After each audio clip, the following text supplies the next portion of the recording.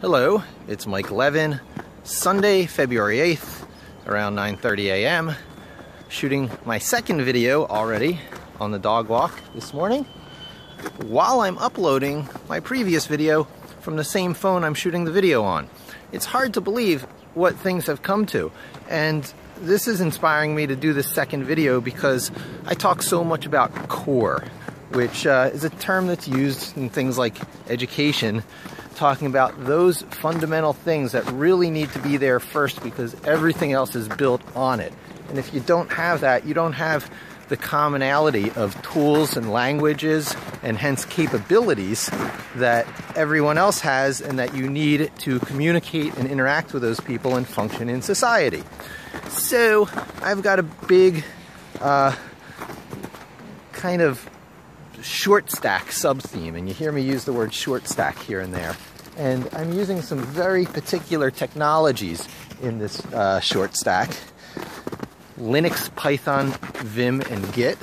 And this is like a keyword-laden video here, but it comes up more and more in comments on like YouTube videos and stuff because I'm dealing with an issue that bites everybody in technology, which is that there is so much to learn and so much to know, and things change so fast that you can't possibly learn everything, know everything, and keep pace with every change that comes along. You have to have a solid foundation that you're building upon. You have to have your own personal core. And software vendors like Microsoft and Google and Apple are all trying to make sure that your core is their products, proprietary, that you have to keep on the upgrade path with and sort of be locked into for your whole life because your capabilities arise from or are derived from very solidly formed habits around the use of their products, and it makes switching to other products and other platforms very difficult. And when you do so in life, which is inevitable, it's like the giant reset button being pressed on you and you have to relearn everything. And I'm talking about Visual Studio,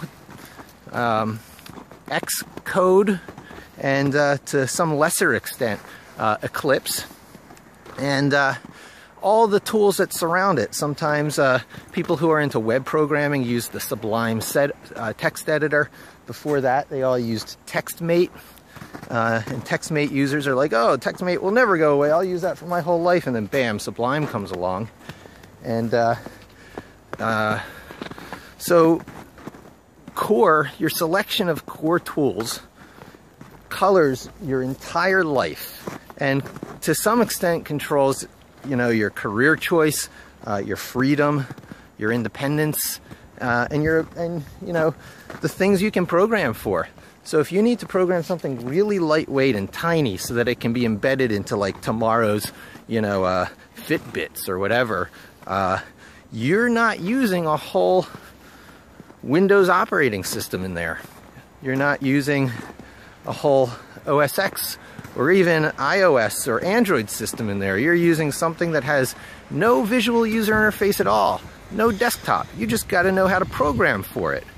And all those companies will usually provide you their own integrated developer environments, their own versions of Visual Studio or extensions and plugins to customize it to that device to make it easier with templates and such. And that's fine, but it gets you back into the exact same problem of strongly formed habits that key you to particular software products and vendors and ecosystems, and limits your freedoms and capabilities through life and corrupts your core. So when I talk about Linux, Python, Vim, and Git, I'm talking about an environment that exists very cleanly and easily in incredibly tiny footprints. It totally could be embedded into Fitbits and smart forks and, you know, drones and almost anything that's coming down the pike in the Internet of Things, which previously would have cost hundreds of thousands, now are costing, you know, hundreds, and pretty soon, you know, programmable drone-like devices will be like 10 bucks. The new Raspberry Pi, the Raspberry Pi 2, which has a quad-core processor in there, is still just $35. This is remarkable stuff. And even though that has the desktop capabilities, when I say that, it can run something that looks and works a lot like Windows, with point and click and a mouse, and give you a familiar computer environment like you're used to on today's Macs and Windows computers. But they only did that in order to create widespread acceptance of the Raspberry Pi. The Pi Foundation considered that necessary for adoption. So because their sponsoring corporation was Broadcom, who does video chips, the key piece necessary for a desktop, they threw in a really tiny, cheap but powerful Broadcom video chip so that it could be desktop capable, and bam, the Raspberry Pi became something different than anything that came before at its price point. And it was necessary, and it made the thing capable of running Minecraft and being a media center for, you know, playing videos on your TV. But it's perfectly doable to use a Raspberry Pi without any of its graphics capabilities, to log into it remotely through terminals, SSH windows, secure shell windows, and using the typing interface and treating it as you would a server in my short stack proposed approach to Core. And so that's what this video is about, to explain, you know, why Core. The Core I'm talking about, Linux/Unix, no question about it. That's the general operating system that's going to be embedded into even the tiniest of computers inside of devices. Any smaller, then it becomes a dedicated microcontroller like an Arduino, and is a slightly different game. Fewer capabilities, sometimes faster, definitely cheaper. But well, we're talking about broad life-spanning technologies to learn. So what you learn from microcontroller is very tied to a particular point in time. But what you learn about general computers and working with Linux is a lifetime skill. So I also advocate Python and do whole videos on that. Basically, it's easy enough for a beginner and powerful enough for an expert, and can transition you into a much more powerful C programming world in the future if you ever need to go that way for performance optimization. And then Vim, a text editor, which gets rid of the whole, okay, I'll go this way. Sometimes it's a battle with my dog. Bouviers have their own will. Vim is a text editor which replaces many of the vendor components like Visual Studio and Xcode, and it's one of the controversial pieces because it's got the steepest learning curve, but you become one of those like tech magicians if you learn how to use it well, and it'll be there for your entire life. It's never going to go away. Even major version revisions will not make you have to relearn Vim, I assure you. And Git, which is just a way to manage your source code and to keep your code safe for life and to collaborate with other people. You know, it just prevents the reset button from ever being set on you and gives you a door to open up your code to the world and have lots of people work with you. That's Git.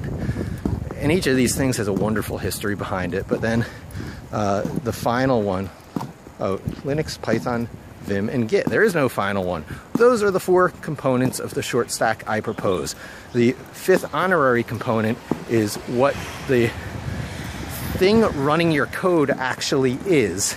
And I'm very keen on virtual machines, free and open source ones, the one called QEMU because it runs on Windows, Macs, and Linux, and so all the code that I can create can be bottled up and distributed in such a way where you just drop it on your desktop, double click it, and you're running the Python code as a server on your machine, accessible through the web browser right there on your own machine, without installing anything, without corrupting your host computer, your laptop or desktop machine. You don't need to install libraries, and if things go wrong, you just reset it. So that's virtual machines, and Linux in particular. QEMU is what I use to make Linux work. And then I'm also keen on hardware like Raspberry Pis and the new Qbox, C-U-B-O-X, and this breed of really tiny hardware.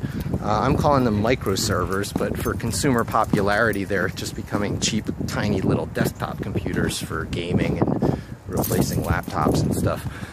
But then there's also cloud servers, which I have nothing against. It's my main development environment right now, as a matter of fact, and that would be things like the Amazon Computing Cloud. They call it EC2, and Rackspace, and Microsoft has one, and Google has one, and they all have them, and they all emulate or are capable of emulating a tiny little Linux server of exactly the same sort of all these other hardware platforms. So that's the fifth honorary component of the short stack, generic hardware to run Linux on, so that you can run Python on, so that you can create and manage your code using Vim and Git, and that's the short stack. So thanks for joining me, and don't forget to subscribe. And if you want anyone who wants to follow along with this to start learning core technology that will last you your whole life and be applicable to a broader range of products, both for your employers and for your own personal self in your life or pursuit of your dreams, send them along. It's a good time to hop on the bandwagon and start following along with my videos, and talk to you soon.